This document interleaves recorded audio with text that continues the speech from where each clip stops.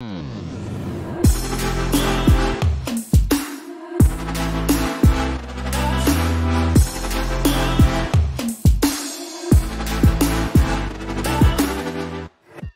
bonjour à tous. Merci d'être là. On est très heureuse de faire cette conférence aujourd'hui. Donc moi je suis Cécile Rioux-Battista, je suis secrétaire générale adjointe de la Commission nationale consultative des droits de l'homme, dont Louise vous expliquera ce que c'est que cette institution. Voilà, l'objectif de notre conférence, c'est de vous informer à la fois sur ce qu'est la CNCDH, de vous dire quelques mots du système international de promotion et de protection des droits de l'homme, et puis d'aborder quelques thématiques qui aujourd'hui en France nous semblent soulever des questions ou intéressantes en matière de respect des droits de l'homme. Voilà. Alors moi c'est Louise Savry, je suis chargée de mission sur les questions de société, d'éthique et d'éducation aux droits humains à la CNCDH. C'est un peu vaste, mais plus concrètement je travaille sur les questions d'accès à l'éducation, d'accès à la santé, et je pilote un groupe de travail sur l'éducation aux droits humains avec une membre de la CNCDH. Alors je vais commencer par quelques mots sur ce que sont déjà les droits de l'homme.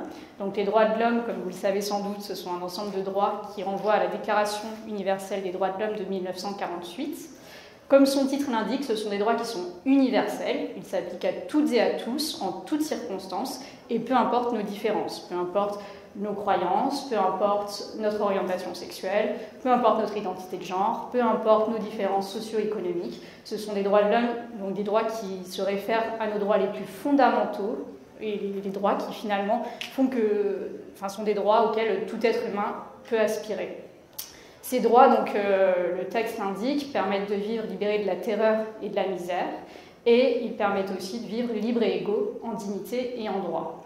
De façon plus large, ce sont des droits qui sont inaliénables, c'est-à-dire qu'on ne peut pas nous les retirer, et ce sont des droits qui sont indivisibles et interdépendants, c'est-à-dire que si un droit est retiré, c'est l'ensemble des autres droits qui se retrouvent répercutés. Pour donner un exemple très simple, si on n'accède pas, par exemple, au droit à l'éducation, eh bien, on va avoir des difficultés pour lire et écrire, ce qui va apporter d'autres difficultés. Par exemple, on ne pourra pas accéder correctement à son droit à la santé parce qu'on ne peut pas lire une notice de médicament. On ne pourra pas non plus exercer son droit de vote correctement parce qu'on n'est pas en mesure de lire les programmes électoraux. On va également avoir des difficultés pour accéder au droit de travailler. Et puis, le droit au loisir peut aussi être impacté. On ne peut pas lire des livres, on ne peut pas non plus lire les textes sur les réseaux sociaux. Alors, l'État va s'engager à protéger ses droits de différentes façons, mais de façon très générale, on voit que quand on veut protéger les droits de l'homme, il y a tout un ensemble de ramifications à prendre en compte. En prenant l'exemple du droit à la vie, on se rend compte que bien souvent, on pense la première chose, c'est l'interdiction de la peine de mort. Mais au-delà de cette interdiction-là, il y a d'autres éléments à prendre en compte. Par exemple, il faut qu'il y ait des politiques pour lutter contre les violences conjugales, et aussi pour lutter contre les infanticides. Plus largement, il y a aussi une logique de prévention à adopter qui va permettre de lutter par exemple contre la malnutrition, contre les épidémies ou encore contre les risques au travail. L'idée étant de permettre d'avoir l'espérance de vie la plus longue possible. Donc on est vraiment sur une approche extrêmement large et qui, donc, bien que la déclaration des droits de l'homme ne soit pas contraignante, elle s'applique dans le droit coutumier et elle fait référence, c'est un texte de référence pour les organes internationaux, comme l'ONU et les institutions européennes, par exemple. Alors, pourquoi est-ce que la CNCDH est là aujourd'hui pour vous parler de droits humains ? Eh bien, la CNCDH est une institution très particulière. On n'est ni une ONG. Quand on parle de droits humains, généralement, les gens ont tendance à se dire « bon, on va parler de valeurs de gauche, ça va être une ONG qui va intervenir de façon militante ». Et on n'est pas non plus un organe de l'État. On ne dépend pas d'un ministère, on n'est pas au service d'une politique publique en particulier. Alors, la CNCDH est ce qu'on appelle une INDH, une institution nationale de défense des droits de l'homme. C'est un type d'institution qui existe dans tous les pays et on est là pour protéger et promouvoir les droits de l'homme en France. Très concrètement, on va travailler avec les pouvoirs publics pour leur faire un certain nombre de recommandations sur les politiques qu'on attend en termes de droits humains. Par ailleurs, on a aussi un rôle d'alerte. On doit pouvoir alerter les pouvoirs publics lorsqu'il y a une situation qui est particulièrement problématique en France. Et également, on va essayer toujours dans une démarche constructive d'apporter des conseils sur ce qui peut être mis en œuvre pour pouvoir mettre fin à ces situations qui sont inacceptables. On travaille par exemple sur les questions des migrants à Calais, pour ne citer qu'un exemple. On a aussi une dimension internationale, je ne vais pas m'y attarder puisque Cécile va rentrer plus en détail dessus. Mais concernant l'organisation générale de la CNCDH, donc c'est une institution qui existe depuis 1947, elle a été créée sous René Cassin. Et c'est une institution qui bénéficie d'un statut A aux Nations Unies, ce qui signifie qu'on est une institution qui est indépendante, pluraliste, on a une certaine forme de neutralité, et on est vraiment là pour défendre les droits humains. Par ailleurs, donc on est régi par les principes de Paris, ce sont les principes qui définissent le fonctionnement d'une INDH, d'une institution de défense des droits de l'homme, et on est une institution assez exemplaire, on est composé de 64 membres d'origines très diverses. Et ces membres se divisent en fait en 3 collèges. On a un collège d'experts dans leur domaine, parmi lesquels on trouve notamment beaucoup de professeurs de droit.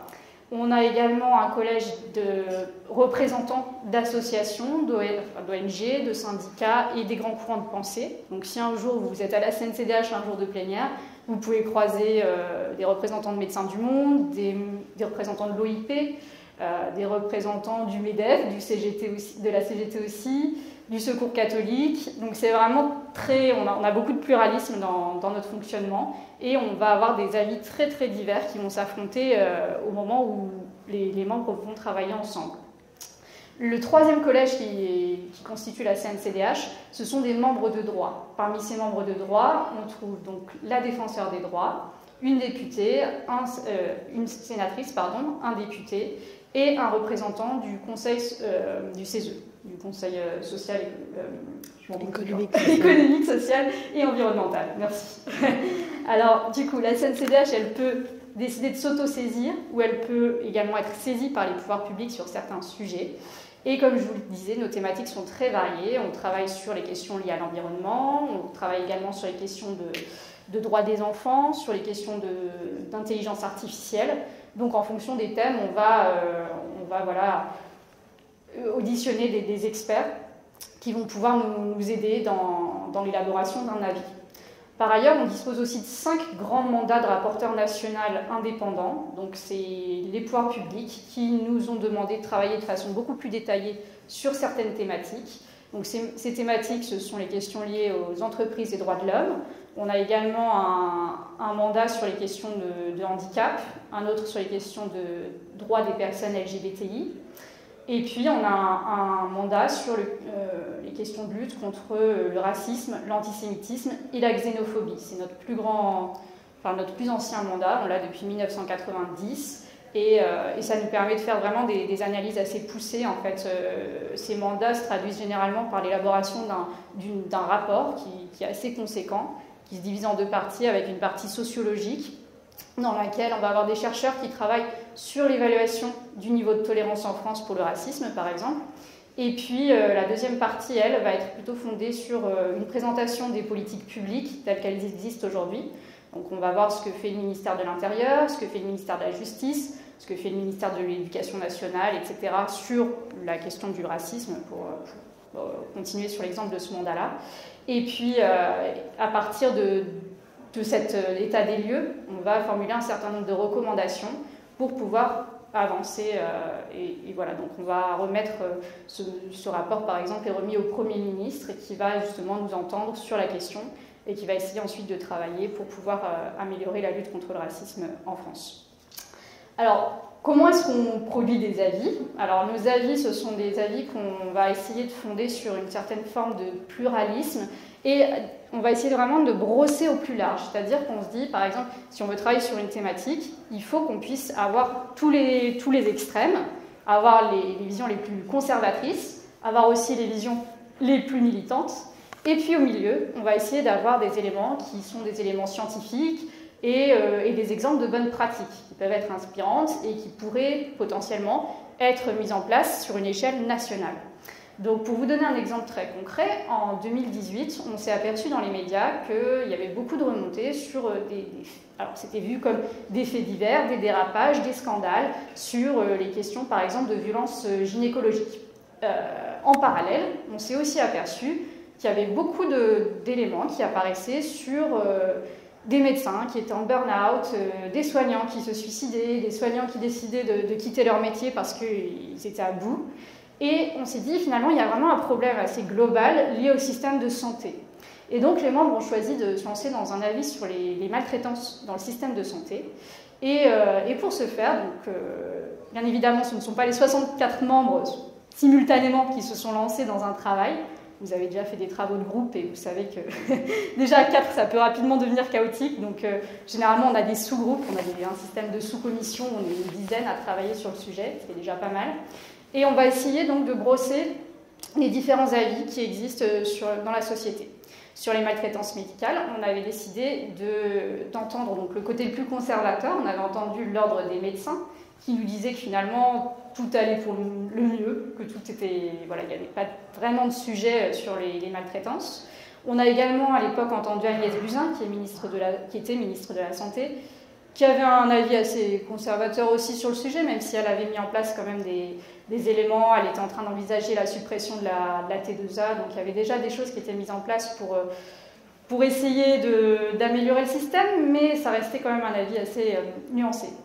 Et puis de l'autre côté du spectre, on a entendu l'association Gras Politique, qui est une association de personnes qui se disent grosses, et qui nous expliquait par exemple les violences qu'elles pouvaient subir au quotidien. Donc par exemple, lorsqu'elles allaient, donc il y en a une qui expliquait qu'en allant chez le médecin toute petite, on lui disait t'es une gros plein de soupe et il faut faire quelque chose et arrêter de trop manger. Donc elle disait déjà il y a des violences psychologiques, des façons de parler aux patients qui sont quand même problématiques.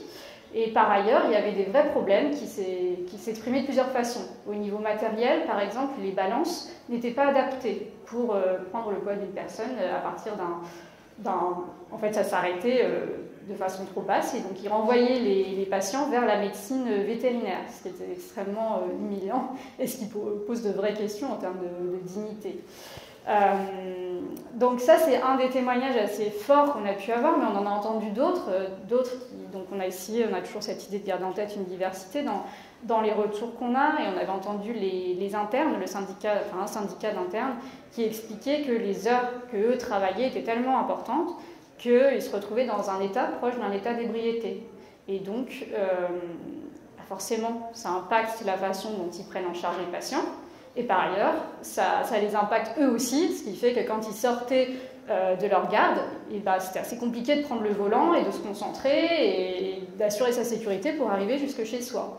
Donc c'était aussi un autre élément à garder en tête. Donc on s'est dit, il y a effectivement des problèmes d'équipement, il y a des problèmes de pression sur le temps de travail, le manque de personnel, la formation, la façon dont les médecins vont être sensibilisés sur les particularités des uns et des autres, sur la façon d'adresser la parole avec les patients. Donc il y a un certain nombre d'éléments comme ça qui ressortent et qui sont des points communs qu'on peut retrouver à travers un très grand nombre d'auditions. Et puis au milieu de tout ça, on a aussi entendu des chercheurs qui travaillaient sur le sujet, et on a aussi entendu un médecin qui, lui, travaillait avec des enfants autistes et qui expliquait qu'il s'était installé donc une maison à la campagne, et il avait créé des conditions qui étaient plutôt orientées sur la prise en charge du patient. L'idée était d'avoir des créneaux beaucoup plus larges pour accueillir les patients, et dans ces créneaux-là, d'essayer de faire des temps de pause, de laisser le patient pouvoir avoir un espace pour lui. Donc là, on avait vraiment une orientation qui était non plus pensée dans un sens fonctionnel, mais plutôt dans un sens de réponse aux besoins de la personne concernée, et c'est quand même ça le sens du système de santé. Donc voilà un petit peu pour vous faire un panorama de comment on peut faire un avis. On a essayé d'entendre donc de très nombreuses personnes, ensuite on rassemble les informations, on les discute, on aboutit à un texte. Ce texte est adopté en assemblée plénière, donc ce sont les 64 membres qui vont voter après pour ce texte-là, un petit peu comme on peut faire pour un texte de loi, donc ils peuvent les amender ou pas, et puis ensuite, une fois le texte adopté, il est publié au journal officiel de la République française. Donc voilà pour le volet organisation de la CNCDH, sur son fonctionnement et sur notre façon d'agir à l'échelle nationale. Je vais maintenant laisser la parole à Cécile sur le volet plus international. Oui, j'ai juste complété un petit point sur le volet national et les avis de la CNCDH. Les avis de la CNCDH ou les rapports de la CNCDH, ils ont cette particularité de certes dresser un état des lieux dans une thématique particulière qui a trait au respect et à l'effectivité des droits de l'homme, mais surtout, ils font des recommandations à l'intention du gouvernement. Donc si on reprend l'avis sur les maltraitances médicales, donc le texte, notre avis faisait un état des lieux des maltraitances à la fois envers les patients et vers le personnel soignant, mais surtout on proposait au ministre de la Santé, au Premier ministre, aux administrations de santé un certain nombre d'actions concrètes à mettre en place pour mettre fin à ces maltraitances. Voilà. C'est aussi notre particularité. On essaye au maximum d'être constructif et de proposer des solutions, parce que dénoncer c'est bien, mais faire en sorte que les violations s'arrêtent, c'est mieux. Alors, sur le volet international, l'autre spécificité de la CNCDH, et c'est en fait une spécificité qui est liée à la thématique même des droits humains, c'est l'ancrage dans le système international. Louise vous l'a dit au début, les droits de l'homme, ce sont des droits universels. Donc ils sont inhérents à la personne humaine et ils peuvent être réclamés par tout individu partout sur le globe. Donc cette dimension d'universalité, elle est vraiment fondamentale. Et pour que les droits de l'homme soient respectés, très vite, en fait, à partir de 1948, au moment où la Déclaration universelle des droits de l'homme a été adoptée, a émergé l'idée que si on voulait que ces droits soient effectifs, il fallait mettre en place un système pour contrôler la manière dont les États allaient effectivement protéger, respecter, mettre en œuvre les droits de l'homme. Et qu'il fallait sortir du cadre traditionnel, du cadre classique du droit international, qui est l'idée qu'en droit international, on a des États souverains qui contractent entre eux et qui, selon un principe de réciprocité, vont faire en sorte que chacun va respecter sa partie du contrat. Chaque État va respecter sa partie du contrat parce qu'il y a un effet de réciprocité qui fait que chaque État a intérêt à respecter le contrat.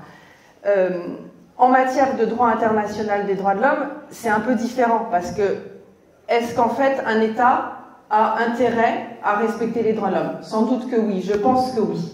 Mais comment le principe de réciprocité peut intervenir? C'est très compliqué en fait. Donc il a fallu imaginer un système international qui sorte des schémas classiques.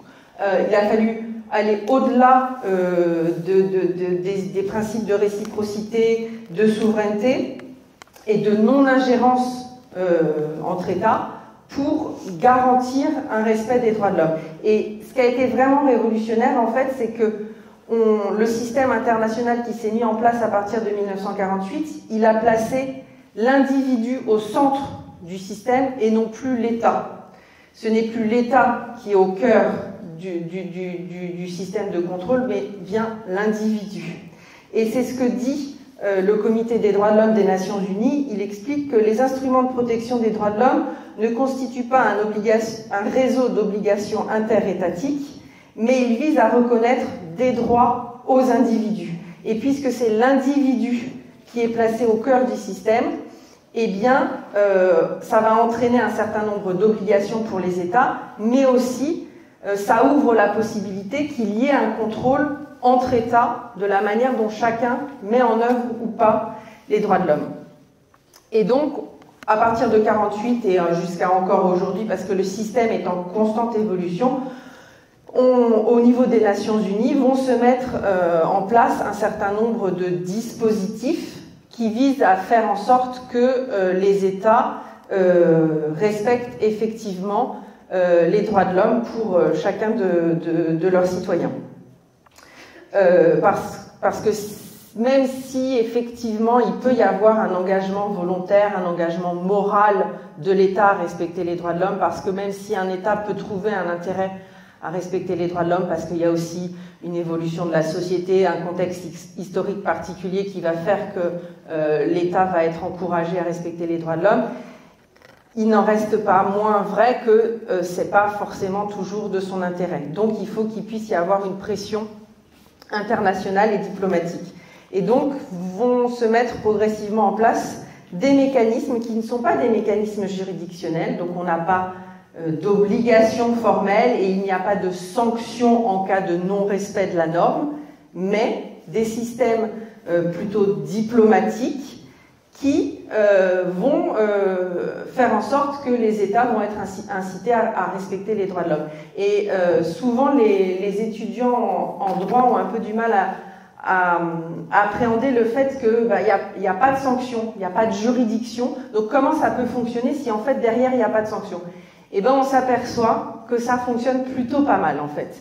Parce qu'il y a un jeu diplomatique entre États qui fait qu'il y a une certaine pression à mettre en œuvre les droits de l'homme. Il y a un intérêt diplomatique à mettre en œuvre les droits de l'homme. Donc, pour juste vous donner une image un peu globale de ce système international de protection des droits de l'homme, il repose sur trois mécanismes principaux. Le premier mécanisme, c'est les organes dits conventionnels. Donc, ce sont des organes qui sont rattachés à des conventions internationales. Donc il existe 9 traités ou conventions internationales et chacun de ces traités ou conventions institue un organe de contrôle. Donc pour vous les lister un peu brièvement, on a donc le Comité des droits de l'homme qui est chargé de la mise en œuvre du Pacte international des droits civils et politiques. Le Comité des droits économiques, sociaux et culturels qui, comme son nom l'indique, est chargé de la mise en œuvre du Pacte international sur les droits économiques, sociaux et culturels. Le Comité pour l'élimination de la discrimination raciale, donc on a une convention internationale sur la discrimination raciale. Le Comité pour l'élimination de la discrimination à l'égard des femmes. Le Comité contre la torture. Le Comité des droits de l'enfant. Le Comité pour la protection des droits des travailleurs migrants. Petite parenthèse, la France, comme l'ensemble des pays de l'Union européenne, n'a pas ratifié la Convention internationale sur les droits des travailleurs migrants. Donc on n'est pas soumis, la France n'est pas soumise au respect de ce texte-là. Et enfin, le dernier né, le Comité des droits des personnes handicapées. Donc pour chacun des textes, on a donc un comité qui est composé d'une dizaine ou d'une douzaine d'experts. Donc ce sont des personnes qui sont choisies parce qu'elles ont une expertise, une compétence particulière dans le domaine qui est traité par le texte international. Ce sont des experts qui sont indépendants des États et donc qui agissent vraiment en toute liberté. Et donc ce groupe de 12 personnes va contrôler la manière dont les États mettent en œuvre les textes. Donc il y a un contrôle a priori, donc régulièrement, de manière périodique, chaque État va passer devant le comité et indiquer ce qu'il a fait pour mettre en œuvre effectivement le texte international. Mais le comité ne va pas se fonder uniquement sur ce que lui dit l'État, parce qu'on sait bien comment ça fonctionne. Chaque État fait des choses merveilleuses en matière de protection et de promotion des droits de l'homme. Donc le comité va aussi entendre la société civile, les ONG, les syndicats, qui vont pour le coup plutôt mettre en lumière les dysfonctionnements, les choses qui ne fonctionnent pas bien, les violations. Et le comité va également entendre l'INDH du pays. Et c'est là où on revient à la CNCDH. Les institutions nationales de promotion et de protection des droits de l'homme, c'est vraiment une cheville ouvrière du système international de protection des droits de l'homme. Et nous, à la CNCDH, on a deux jambes. On a une jambe au niveau national, où on fait des recommandations au gouvernement. On essaye de faire en sorte que la situation s'améliore au niveau national en interpellant directement le gouvernement et les administrations. Mais notre deuxième jambe, c'est les Nations Unies, c'est le Conseil de l'Europe. Et on a tout un travail de reporting, de monitoring auprès des instances internationales pour que ces instances internationales, en retour, fassent pression sur le gouvernement français. Et c'est pour nous vraiment un outil précieux de pouvoir agir au niveau des organisations internationales. Et donc quand il y a un comité le comité des droits de l'enfant très récemment au mois de février, qui va examiner la situation en France. Voilà, on remet un rapport au comité, on s'entretient avec les experts, et en retour, on va pouvoir porter les recommandations des experts et faire pression sur le gouvernement en disant, vous voyez, là, sur, par exemple, le système de protection de l'enfance, le comité des droits de l'enfant a mis la France à l'index. Donc il y a vraiment un enjeu ici diplomatique pour améliorer la situation. Mais les comités, ils ont aussi un rôle a posteriori, alors pas tous, mais la plupart d'entre eux peuvent également être saisis par des personnes individuelles. Donc si je continue sur l'exemple du Comité international des droits de l'enfant, un enfant peut saisir le Comité international des droits de l'enfant s'il estime qu'un de ses droits, un des droits qui est garanti par la Convention internationale, a été violé. Et le comité va examiner sa situation individuelle, son cas particulier, en regard de la situation dans le pays, des lois qui régissent le fonctionnement du pays, voilà. Et il va remettre ensuite une décision sur ce cas particulier. Et il arrive assez fréquemment qu'il y ait des cas individuels, des requêtes individuelles sur des cas français qui soient portés devant des organes internationaux. Alors après, toute la difficulté, c'est qu'effectivement, c'est pas la Cour européenne des droits de l'homme, c'est pas la Cour de cassation, c'est pas le Conseil d'État, donc il n'y a pas de sanction derrière, il y a juste une condamnation par le comité, la formulation d'un certain nombre de recommandations, et après il y a tout un travail de plaidoyer, de diplomatie à faire pour qu'effectivement on puisse mettre fin à la situation de violation des droits de l'homme qui a été dénoncée par le comité. Le deuxième organe important du système international de protection des droits de l'homme, c'est ce qu'on appelle les procédures spéciales. Donc là, alors on dit souvent que les procédures spéciales, ce sont les yeux et les oreilles du Conseil des droits de l'homme des Nations Unies. Donc ce sont des experts, indépendants là encore, qui ont un mandat spécifique. Donc ça peut être un mandat pays. Donc on a par exemple un rapporteur spécial sur Haïti, ou un rapporteur spécial sur la situation en Afghanistan. Ou alors c'est des mandats thématiques. Et on a un rapporteur spécial sur la lutte contre la traite des êtres humains. Un rapporteur spécial, c'est d'actualité aujourd'hui, sur la liberté de manifester et la liberté de réunion pacifique. Voilà, ils ont donc soit un mandat pays, soit un mandat thématique, et ils sont chargés d'aller voir comment ça se passe concrètement dans chacun des pays. Quelle est la situation? Donc sur la lutte contre le rapporteur spécial sur la lutte contre la traite des êtres humains, il fait des visites régulièrement dans chacun des États pour voir comment sont mises en œuvre les politiques de lutte contre la traite des êtres humains. Et ils peuvent interpeller les gouvernements lorsqu'ils constatent qu'il y a des défaillances ou des violations. Et pour revenir à l'actualité, le rapporteur spécial sur la liberté de manifester et de réunion pacifique a là interpellé le gouvernement sur la manière dont les manifestations se déroulent et sont réprimées, et il envisage de faire une visite en France pour voir comment ça se passe concrètement et pouvoir faire un certain nombre de recommandations au gouvernement. Voilà, donc ces rapporteurs spéciaux, c'est une manière d'alerter la communauté internationale sur certaines situations, soit dans un domaine particulier, soit pour un pays particulier. Enfin, le dernier organe de protection internationale, c'est le Conseil des droits de l'homme des Nations Unies. Donc là, on est dans un système qui est un peu particulier. C'est plus des experts, c'est plus des personnes indépendantes. Le Conseil des droits de l'homme, c'est un organe intergouvernemental. Donc ce sont les États qui siègent au Conseil des droits de l'homme.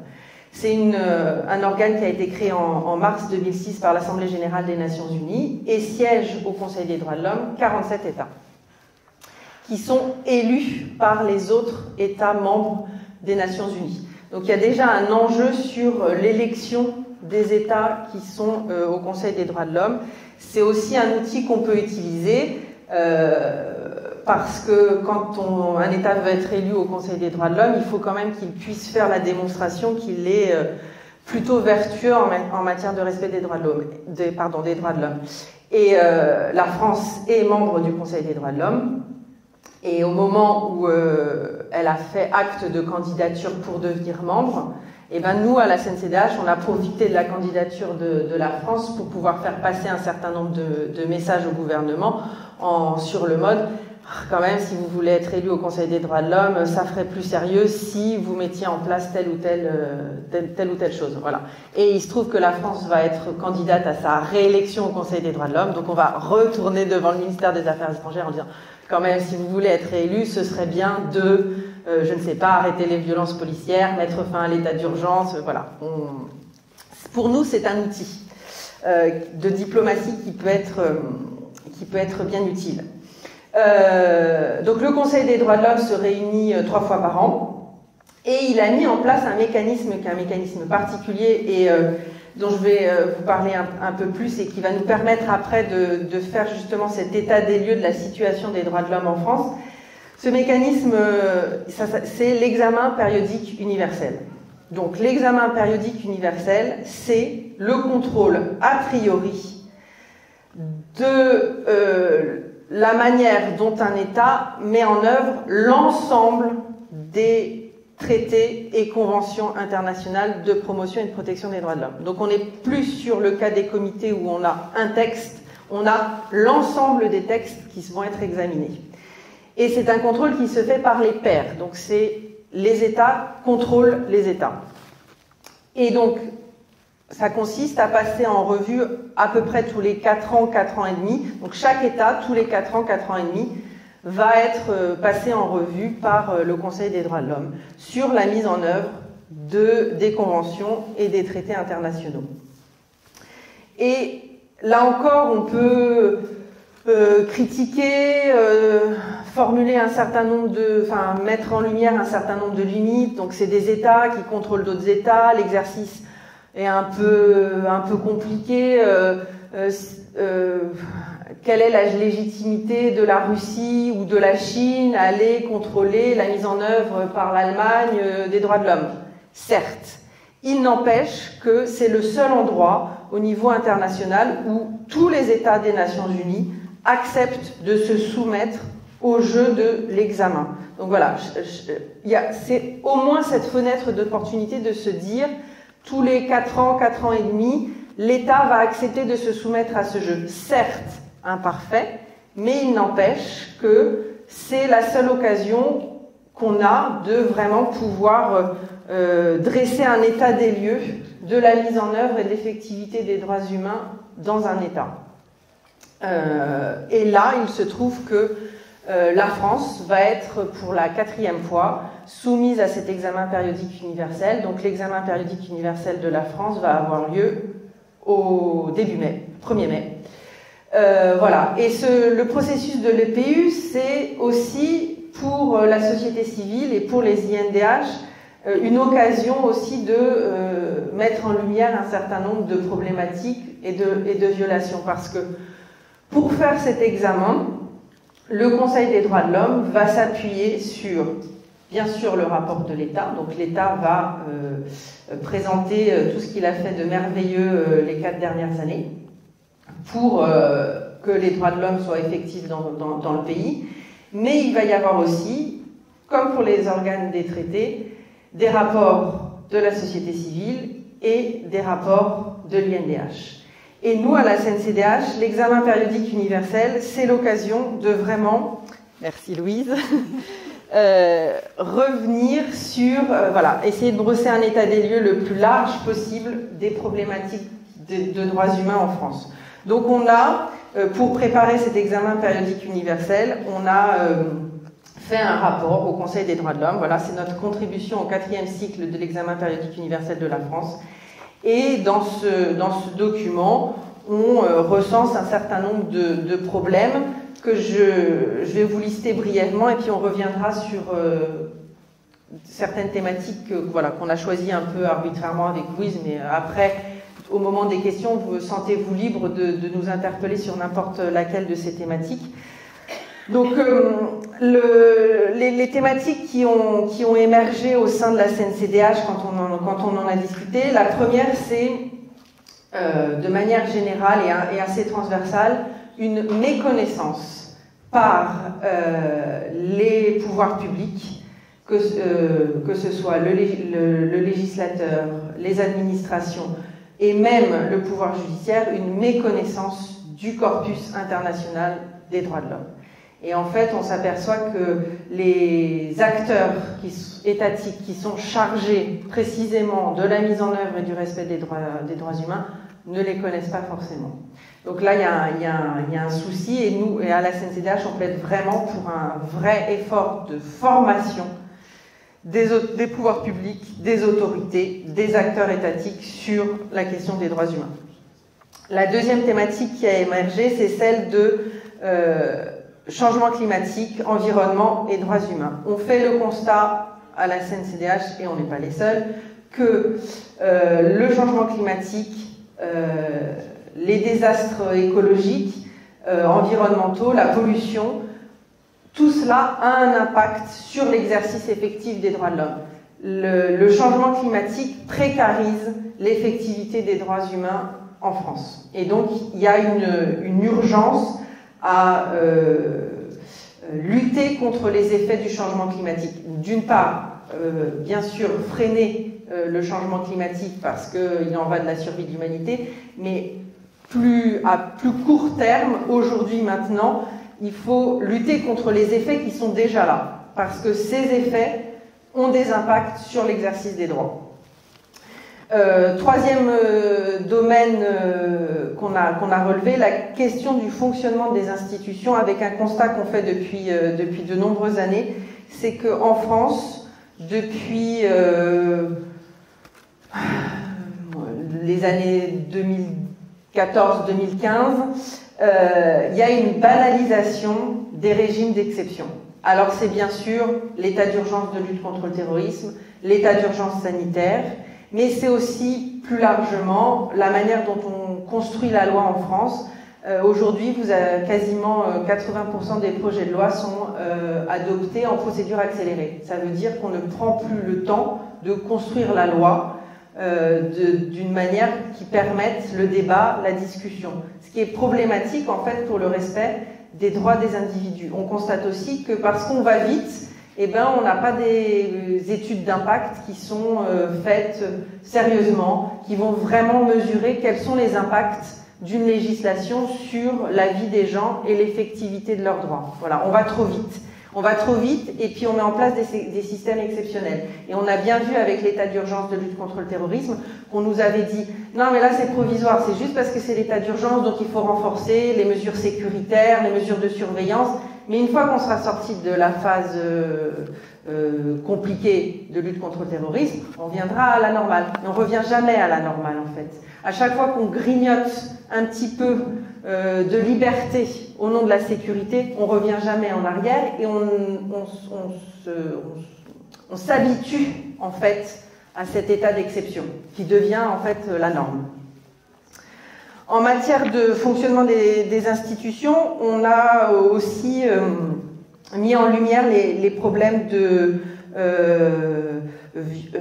abus commis par les forces de l'ordre, alors que ce soit violence policière dans la répression et l'encadrement des manifestations, mais plus largement en fait une problématique de rupture de la confiance entre la population française et sa police. Et on a notamment tout un avis sur les liens police-population et comment restaurer la confiance. L'autre domaine où les violations sont extrêmement importantes, c'est la prison, les prisons. Voilà, on a de cesse à la CNCDH d'interpeller le gouvernement sur la surpopulation carcérale qui en fait entraîne d'importantes violations des droits des personnes détenues. Et il faut rappeler que quand on est condamné et qu'on est emprisonné, on perd sa liberté d'aller et de venir, mais on ne perd pas ses autres droits. Voilà, les droits de l'homme, c'est des droits fondamentaux qui sont attachés à la personne humaine, et c'est pas parce qu'on est en prison qu'on perd ses droits. En France, parce qu'il y a la surpopulation, notamment parce qu'il y a une problématique de surpopulation carcérale, il y a tout un tas de droits des prisonniers qui sont bafoués.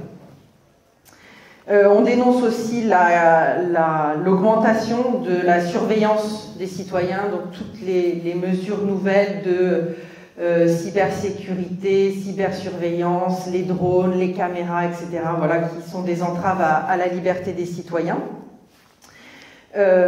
Troisième domaine un peu large dans lequel on pointe des violations ou un manque d'effectivité des droits, c'est tout ce qui concerne les droits économiques, sociaux et culturels, avec des problèmes de scolarisation et d'accès à l'école. Il faut savoir qu'il y a des milliers d'enfants en France qui n'ont pas accès à l'école pour différentes raisons, soit parce qu'ils sont en situation de handicap, soit parce qu'ils vivent dans des bidonvilles ou dans des lieux de vie informels, ou soit parce qu'ils habitent en Outre-mer et que quand on habite en Guyane ou à Mayotte, l'accès à l'école, c'est pas facile. Mais la Guyane, Mayotte, c'est la République française. Donc normalement, ça devrait être les mêmes droits pour les habitants de ces territoires. On fait aussi un certain nombre de constats de violation des droits dans l'accès aux soins et l'accès à la santé, mais Louise a pu en parler tout à l'heure. On pointe également du doigt la question de la lutte contre la pauvreté. Alors, c'est quoi le lien entre pauvreté et droits de l'homme? Eh bien, c'est qu'en fait, quand on est dans une situation de précarité économique, on a d'énormes difficultés à accéder à tout un tas de droits. Voilà, c'est difficile d'accéder au logement, c'est plus difficile d'accéder à l'éducation, c'est plus difficile d'accéder au travail, à la santé. Ben voilà. Donc, les politiques publiques de lutte contre la pauvreté, ce sont aussi des moyens de rendre les droits plus effectifs pour les citoyens. Alors, je suis peut-être un peu longue, donc je vais essayer d'aller un petit peu plus vite. Autre thématique, la question de la lutte contre la traite des êtres humains, mais je vous en dirai quelques mots après. On a également mis en lumière toutes les questions de lutte contre le racisme et les discriminations raciales.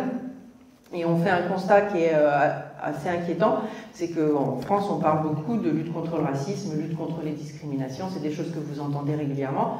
Le problème, c'est qu'on en parle beaucoup, mais qu'est-ce qui se passe concrètement? Et quand on regarde par exemple les chiffres du ministère de la Justice, il y a 0 condamnation pour discrimination raciale en France. Voilà, c'est ça la réalité. C'est-à-dire qu'il y a des gens qui sont discriminés à raison de leur origine réelle ou supposée, mais il n'y a pas de condamnation derrière. Donc là, il y a un problème pour aller jusqu'au bout du processus. L'autre thématique, c'est la question des droits des femmes, égalité femmes-hommes, lutte contre les violences faites aux femmes, violences conjugales, et la question des droits des minorités sexuelles et de genre, où même s'il y a un certain nombre de progrès qui ont été faits, ben, il y a encore des choses à faire pour que les droits des personnes LGBTI soient effectivement respectés. On pointe aussi du doigt un certain nombre de problématiques en matière de handicap. La question fondamentale qui se pose à mon avis, c'est qu'en fait, la manière d'appréhender le handicap en France n'est sans doute pas la meilleure manière de l'appréhender. Et en tout cas, on appréhende en France le handicap d'une manière qui n'est pas conforme à la Convention internationale des droits des personnes en situation de handicap. Voilà. On a plutôt tendance à considérer que le handicap, ce serait une maladie et que voilà, il faut mettre en place un certain nombre, il faut que la personne fasse un certain nombre d'efforts pour s'adapter à la société, alors qu'en fait non, c'est pas comme ça que ça marche. C'est la société c'est l'environnement qui doit s'adapter à la personne pour que la personne puisse effectivement exercer ses droits. Et dernier domaine, et je vous promets non, il y en a encore 2. Avant-dernier, la question des droits des enfants, donc avec un système de protection de l'enfance qui est dysfonctionnel et qui est, voire dans certains cas, maltraitant pour les enfants. Et la question des mineurs non accompagnés, qui sont considérés bien souvent comme mineurs étrangers en situation irrégulière, donc délinquants, alors qu'ils sont avant tout mineurs et qu'ils devraient être considérés comme des mineurs à protéger et non pas comme des délinquants. Et dernier volet, les questions de migration et d'asile. Donc Louise a évoqué brièvement la situation à Calais, mais voilà, en France, c'est une thématique sur laquelle la CNCDH travaille beaucoup, la question de l'accueil des migrants, le respect des droits des personnes migrantes. Voilà, c'est pas parce que vous êtes en France en situation irrégulière que c'est comme pour les prisonniers, c'est pas parce que vous êtes en situation irrégulière que vous perdez vos droits. Et certes, la France a bien sûr le droit de contrôler ses frontières et de contrôler qui entre sur son territoire, mais il n'empêche que quand les gens sont sur le territoire, le temps qu'ils sont sur le territoire, il faut que la France respecte leurs droits. Et il faut aussi que la France respecte le droit d'asile. Et voilà, il y a l'asile, c'est un droit fondamental. Et c'est pas juste dire qu'on va accueillir les personnes qui sont torturées, menacées de mort dans leur pays. C'est aussi garantir le respect des procédures qui vont permettre à ces personnes de déposer une demande d'asile et faire en sorte que leur demande d'asile soit examinée de la manière la plus correcte possible et que le temps que leur demande soit examinée, on garantisse les conditions d'accueil et de respect des droits. Voilà, j'ai été sans doute bien trop longue, mais je vais laisser la parole à Louise pour développer peut-être une première de ces thématiques. Oui, donc ce qu'on s'est dit avec Cécile, c'était de faire des petits focus sur certaines thématiques justement abordées dans le cadre de l'EPU, mais qui plus globalement nous concernent dans notre quotidien aussi. Et je vais commencer par la question des forces de l'ordre.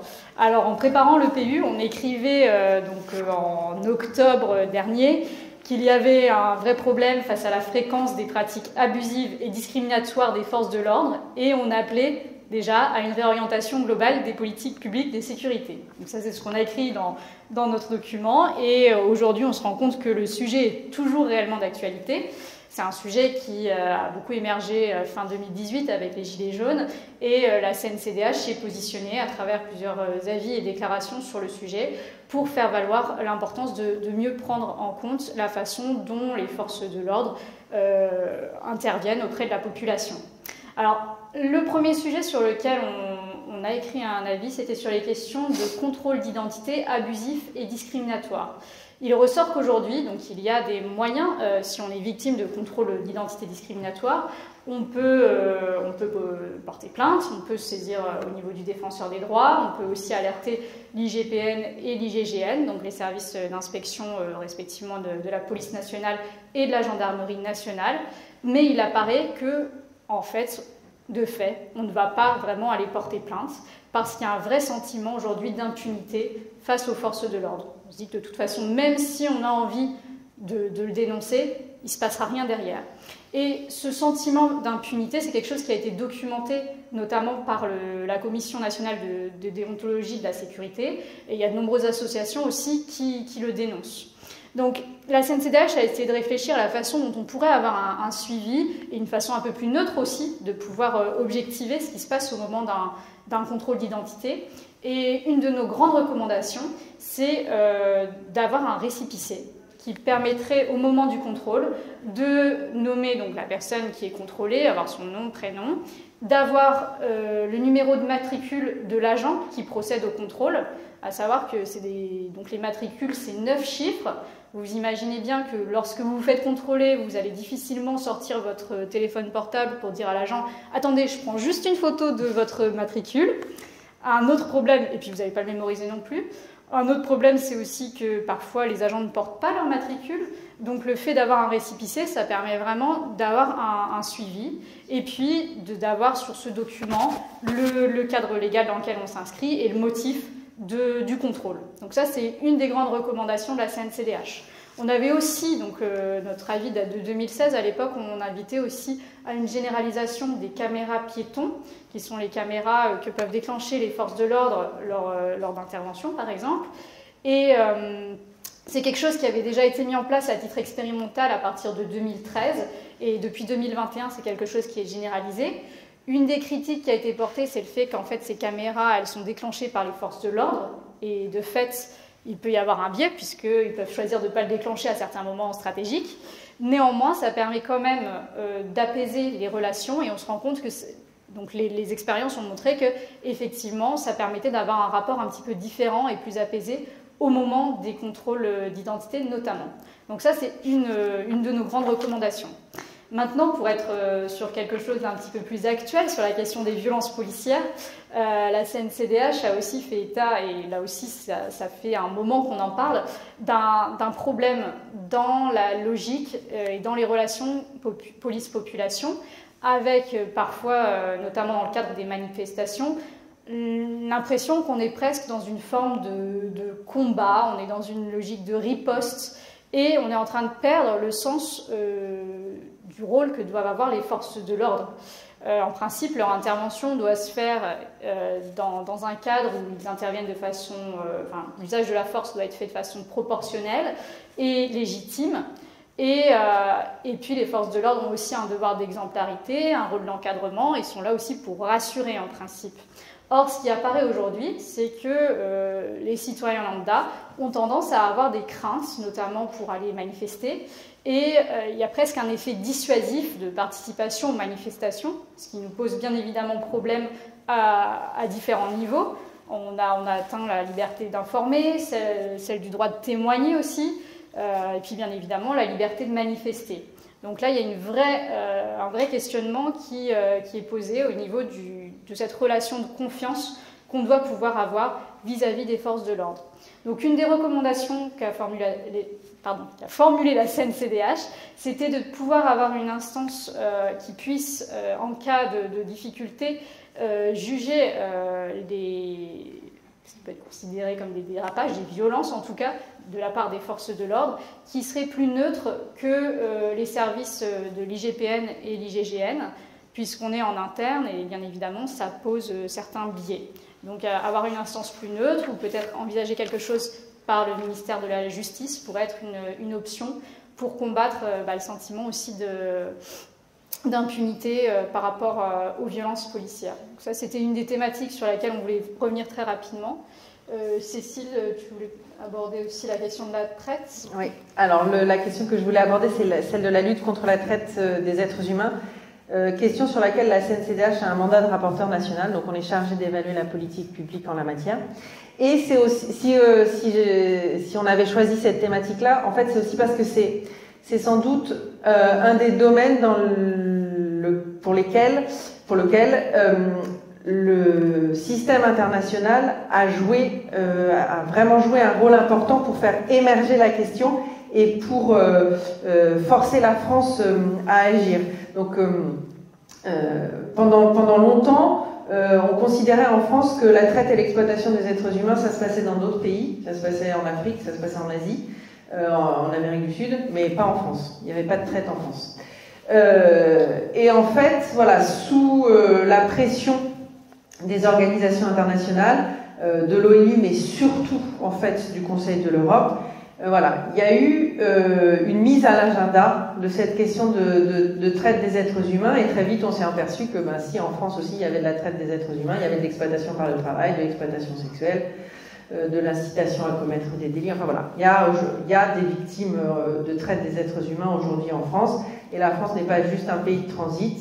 Il y a effectivement de la traite sur le territoire. Et donc c'est parce qu'il y a eu cette mise en lumière par les organisations internationales qu'on a commencé à se poser la question. Et puis au-delà de ça, c'est aussi c'est à l'occasion du deuxième cycle de l'EPU que la France a été interpellée sur sa politique de lutte contre la traite. Donc c'était bien, dans un premier temps, d'avoir conscience qu'effectivement il y avait un problème de traite des êtres humains en France, mais après, qu'est-ce qu'on fait pour lutter contre?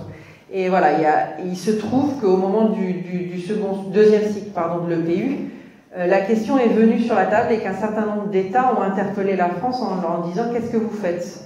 Pas grand-chose. Eh bien, mettez en place un plan national de lutte contre la traite des êtres humains. C'est un moyen de coordonner les politiques publiques et de faire en sorte de lutter contre la traite. Et effectivement, il y a eu un engagement à la suite de ce deuxième cycle de l'EPU de la France de mettre en place un plan national de lutte contre la traite et l'exploitation des êtres humains. Donc on a un plan national qui vient d'arriver à échéance, mais on ne désespère pas d'en avoir un autre qui va se mettre en place. Donc voilà, donc on a eu un certain nombre de progrès sous l'impulsion des organisations internationales, et on a vu qu'effectivement, en matière de répression, les choses avaient beaucoup progressé. Voilà, les auteurs sont plus et mieux sanctionnés, mais ce qu'on constate à la CNCDH, c'est qu'il y a toujours un problème dans la prise en charge des victimes de la traite des êtres humains. On a du mal à les identifier, et une fois qu'on les a identifiées, on a du mal à les protéger et à faire en sorte qu'elles soient restaurées dans leurs droits. Donc une de nos recommandations principales, c'est de mettre en place un mécanisme national d'identification et de protection des victimes de la traite. Et pour ce faire, on a en fait été voir ce qui se passait dans les autres pays. Et on a vu qu'au Portugal, en Grande-Bretagne, il y avait des mécanismes qui avaient été mis en place et que ça fonctionnait bien. Et donc on a fait un avis à l'intention du gouvernement avec une sorte de mode d'emploi. Qu'est-ce que c'est qu'un bon mécanisme national d'identification et de protection des victimes de la traite? Et voilà, comment on pourrait faire en France pour en avoir un? Et donc là, on fait un gros travail de plaidoyer auprès du gouvernement pour que ce mécanisme soit mis en œuvre, parce que c'est le moyen de protéger les victimes, de les sortir de l'exploitation et de permettre ensuite qu'elles puissent se reconstruire. Et l'autre cheval de bataille de la CNCDH, c'est de faire en sorte que, en France, les autorités reconnaissent toutes les formes de traite. On a un biais en France, on a une légère tendance à considérer que la traite des êtres humains, c'est l'exploitation sexuelle, et ça se résume quasiment à ça, l'exploitation sexuelle. Or, il y a aussi en France des victimes d'exploitation par le travail. Il y a du travail forcé en France. Et voilà, il ne faut pas le négliger. Et on a aussi, c'est souvent des mineurs, un certain nombre de mineurs qui sont victimes d'exploitation, et cette exploitation, elle prend la forme de incitation à commettre des délits ou incitation à la mendicité. Et je me souviens d'un commissaire de police à la brigade de protection des mineurs qui nous disait quand on arrête un gamin à Paris, il travaillait à Paris, quand on arrête un gamin parce qu'il a volé 15 téléphones portables, il n'a pas créé une petite entreprise de revente de téléphones portables. Quand on a 12 ans, on ne crée pas une entreprise de revente de téléphones portables. Donc plutôt que de se dire, quand j'arrête ce gamin qui a volé 12 téléphones portables dans le métro, c'est un délinquant, il a volé des portables, c'est pas bien, il faut que je me pose la question de pourquoi a-t-il volé ces téléphones portables, à qui va-t-il les donner, et est-ce qu'il n'est pas dans un réseau d'exploitation. Voilà. Et aujourd'hui, c'est un des éléments sur lesquels on essaie de travailler beaucoup avec la police et la justice, c'est ces mineurs délinquants, multirécidivistes. Voilà. Est-ce que vous pouvez aller regarder au-delà de l'acte délictuel pour voir ce qui se passe, et est-ce que ces gamins ne sont pas victimes de traite? Voilà. Est-ce qu'il faut pas, plutôt que de les punir, est-ce qu'il ne faut pas les protéger? Voilà pour la traite des êtres humains. L'autre thématique qu'on voulait aborder, c'était la question des violences à l'égard des femmes et de la question de l'égalité femmes-hommes. Oui, tout à fait. Donc, on recense aujourd'hui que moins de 15% des plaintes pour viol et tentatives de viol donnent lieu à une condamnation pénale. Et on note aussi en parallèle qu'il y a une vraie augmentation des féminicides entre 2020 et 2021. Il y a une augmentation de 21% des féminicides. Et ce, alors même que 64% des victimes avaient déjà signalé des violences. Donc on voit qu'il y a un réel problème, on en entend beaucoup parler dans les médias, mais dans les faits, aujourd'hui c'est encore très compliqué lorsqu'on est victime de violences de pouvoir en sortir. Donc la CNCDH, et c'est une recommandation qui revient aussi sur d'autres sujets au-delà même des questions de violences faites aux femmes, c'est la sensibilisation des forces de l'ordre et aussi des magistrats. Puisque l'enjeu, bien souvent, c'est de pouvoir avoir une vraie qualification qui puisse ensuite permettre d'avoir une condamnation et d'avoir un sentiment que effectivement il est utile de porter plainte lorsqu'on est victime. Donc là j'évoque l'égalité femmes-hommes, mais ça fonctionne aussi pour le racisme, ça fonctionne en fait sur beaucoup de formes d'abus en lien avec les droits humains. Et puis, une de nos autres recommandations, c'est la mise en place d'hébergements d'urgence pour accueillir les victimes et permettre de réellement les éloigner des auteurs, puisque c'est un des autres éléments qui ressort. Plus largement, on a aussi des recommandations qui visent à lutter contre les racines de ces violences qui s'ancrent souvent sur des questions de sexisme, sur des perceptions du rapport entre les femmes et les hommes, et on se rend compte que l'école a un rôle fondamental à jouer en ce sens. Alors, quand on s'intéresse au programme scolaire, on peut voir de façon assez large que la représentation des femmes est loin d'être la même que celle qu'on peut avoir pour les hommes, notamment lorsqu'on va évoquer les grandes figures historiques, ou même en littérature, ou quand on est en cours d'art plastique, on va généralement étudier davantage des hommes. Donc il y a déjà une hiérarchie qui transparaît dans la façon dont le sujet est abordé. Il est vrai qu'en cours d'histoire, par exemple, il existe des focus sur les femmes pendant la guerre. Mais ce sont des focus, mais la perception globale que l'on a, c'est effectivement une forme d'invisibilisation des femmes. En parallèle de cela, il y a aussi des biais inconscients qui existent et dont on peut nous-mêmes être vecteurs. Par exemple, il semble que les enseignants s'adressent différemment, et ça c'est les études sociologiques qui le montrent, lorsqu'ils s'adressent à un petit garçon ou à une petite fille. Donc la façon dont ils vont poser des questions aux enfants va être... Donc peut-être poser des questions qui vont demander davantage de réflexion aux garçons. Et puis même dans des formes très bienveillantes, la façon de s'adresser aux élèves est parfois différente. Donc les instituteurs vont avoir tendance à utiliser des mots comme bravo ma puce et bravo mon grand ou bravo mon gaillard aux garçons. Donc des termes qui forcément vont avoir une incidence sur la façon dont les enfants construisent leur rapport à l'autre et se perçoivent leur place dans la société. Et puis, à une autre échelle encore au niveau de l'école, se pose la question des espaces. Si ce sujet vous intéresse, il y a une sociologue et géographe, Edith Maruet-Joule, qui a travaillé sur le sujet, en montrant que la façon dont les cours de récréation étaient organisés pouvait amener un rapport qui était biaisé entre les filles et les garçons. L'organisation traditionnelle, que vous avez peut-être connue, c'est celle d'une cour de récré avec au centre un grand terrain où généralement les garçons jouent au foot et les filles vont se retrouver en périphérie, à contourner le terrain si elles ont besoin par exemple d'accéder aux toilettes qui vont se situer de l'autre côté, avoir des activités plus calmes, de discussion où elles vont rester entre elles et avoir une stratégie d'évitement pour ne pas gêner cette activité principale qui est la pratique du football.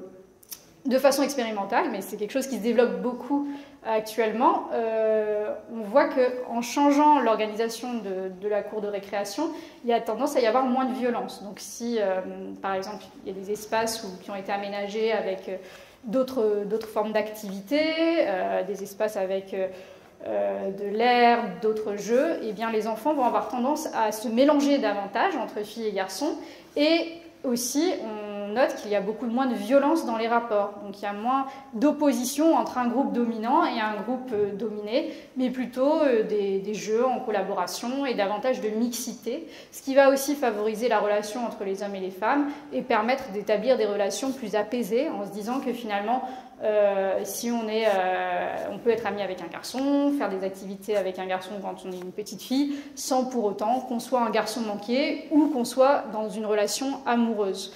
L'idée étant vraiment dès le plus jeune âge, pouvoir envisager des relations différentes et qui se posent sur un pied d'égalité, qui pourront à terme éviter ce rapport inégalitaire qui, dans les cas les plus extrêmes, aboutit à des formes de violence. Donc, le dernier point qu'on a aussi mis en lumière, c'était la hiérarchie professionnelle qui existe à l'école, où on se rend compte que donc plus on avance dans les sections, donc en petite section, ça va être beaucoup plus de femmes qui vont encadrer les jeunes, et lorsque l'on avance vers le lycée et l'université, ça va être davantage des hommes. Et on retrouve cette séparation aussi au niveau des matières enseignées, avec bien évidemment plus d'hommes dans les matières scientifiques et techniques et plus de femmes dans les matières littéraires, dans les langues, en sciences sociales de manière générale. Ce qui va là aussi amener des biais qui se reproduisent plus tard dans la répartition dans la société, dans les emplois qui vont être occupés, où les femmes vont se retrouver plutôt dans des fonctions de soins et les hommes plutôt dans des fonctions dirigeantes. Ce qui peut aussi là amener des biais dans les rapports qu'on peut avoir et dans la façon dont on se positionne dans la société. Donc ça, ce sont des choses que vous pouvez retrouver. On a fait un webinaire sur la question de l'égalité femmes-hommes. On avait 3 thématiques, une sur l'éducation, une sur les questions de santé sexuelle et une sur les questions de violence. Donc vous pouvez retrouver, j'ai ramené avec moi les actes, donc c'est un document qui synthétise tout, mais je vous invite vraiment à voir le webinaire qui est accessible sur YouTube et qui est vraiment passionnant. Donc voilà, si vous voulez en savoir plus. Et Cécile, je te laisse terminer. Voilà, pour terminer, la question des droits des minorités sexuelles et de genre. Alors pourquoi cette thématique-là ? Pour une raison principale qui est que la CNCDH a publié en mai 2022 son premier rapport sur cette question-là, donc un rapport sur les droits des personnes LGBTI. L'orientation du rapport, c'est en fait de l'égalité de principe ou l'égalité de papier à l'effectivité des droits. Et l'autre raison pour avoir choisi cette thématique-là, c'est que si on se place de nouveau dans la question du système international, c'est une question sur laquelle la France a tendance à passer pour une championne. Voilà, en France, les droits des personnes LGBTI sont respectés. Vous voyez, on a eu le mariage pour tous, les discriminations à raison d'orientation sexuelle ou d'identité de genre sont sanctionnées, on a modifié notre législation en matière de changement de sexe à l'état civil. Enfin voilà, on est vraiment sur cette question-là, on est vertueux, et si on regarde ce qui se passe en Pologne, en Russie, dans certains États africains, vraiment, on est exemplaire. Mais en fait, alors certes, oui, depuis quelques années, sur le papier, dans la loi, les choses ont progressé, il y a une reconnaissance des droits des personnes LGBTI, mais les choses sont sans doute un petit peu plus compliquées et un petit peu plus difficiles que ça, et quand à l'occasion de la publication de notre rapport, on a fait une étude sociologique, et ce qu'on constate, c'est que si aujourd'hui en France, il existe une certaine tolérance à l'égard des personnes LGBTI, cette tolérance ne vaut pas acceptation. Et il y a encore une marche à franchir pour que vraiment les personnes LGBTI soient pleinement acceptées en France et que leurs droits soient pleinement effectifs. Et donc on fait un certain nombre de recommandations pour tendre vers cette effectivité. Et la première de ces recommandations, et ça rejoint ce que disait Louis sur les droits des femmes, c'est l'éducation. Et on se rend compte que bien souvent en matière de droits humains, l'éducation, la formation, c'est fondamental. Et il est en matière de droits des personnes LGBTI, il est important que l'école éduque à la tolérance, au respect, et l'une de nos recommandations en la matière, c'est de faire en sorte que les séances d'éducation à la sexualité et à la vie affective soient vraiment mises en place dans les écoles. C'est-à-dire que normalement, chaque enfant devrait avoir 3 séances d'éducation à la vie sexuelle et affective, et dans les faits, quand ils en ont une sur 4 ans de collège, eh ben, ils ont déjà bien de la chance. Parce que l'éducation à la vie sexuelle et affective, c'est pas juste le cours de SVT sur la reproduction. C'est apprendre le respect de l'autre, le respect de son corps et du corps de l'autre, et le respect des différentes orientations sexuelles et des différentes identités de genre. Voilà. Donc c'est la première étape, c'est l'éducation et la sensibilisation sur ces questions-là. Voilà, donc on a été un petit peu longue, mais si vous avez encore un peu de temps, on est prête à répondre à toutes vos questions. Pas de questions ? Pas de questions. Bon, en tout cas, on sera sur les stands avec Cécile, donc si vous avez envie de discuter avec nous, après, il n'y a aucun souci, ce sera avec grand plaisir. Ah. Quand vous parliez tout à l'heure de discrimination raciale, c'était parce qu'il y a une carence au niveau des textes, ou c'est parce que ça ne passe pas par les juridictions, ou que les juges, en fait, ça veut dire qu'il y aura un manquement de la part des juges de juger en droit? Alors, le problème, il n'est pas dans les textes, parce qu'on a un dispositif législatif qui bon. On sanctionne la discrimination, il y a 26 maintenant critères de discrimination, et dans ces 26, il y a des critères liés à l'origine, la race, la religion, etc. Donc on a ce dispositif. On a l'incitation à la haine raciale, la diffamation publique, l'injure, enfin voilà. On a voilà, tout ça est très...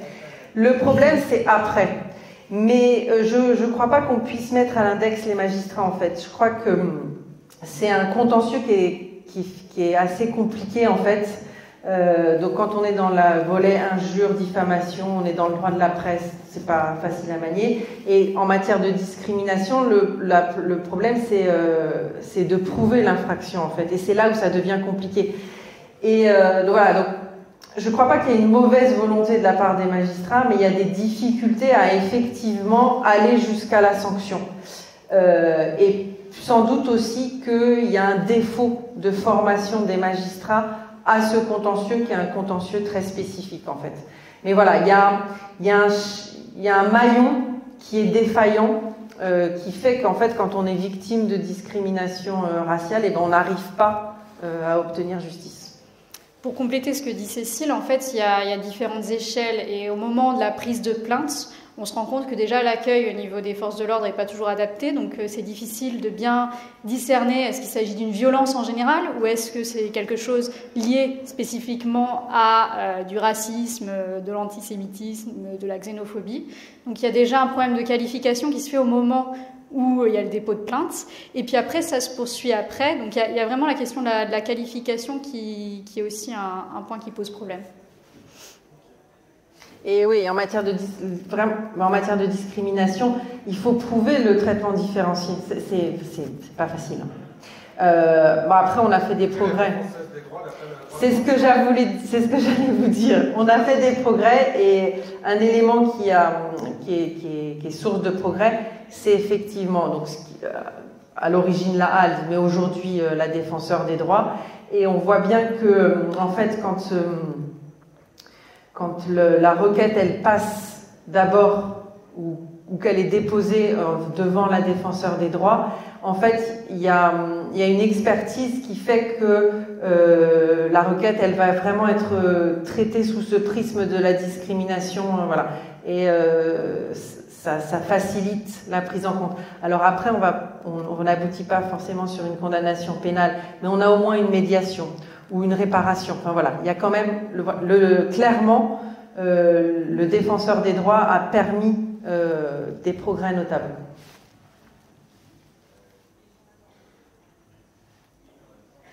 Pas d'autres questions? Merci beaucoup. Merci beaucoup.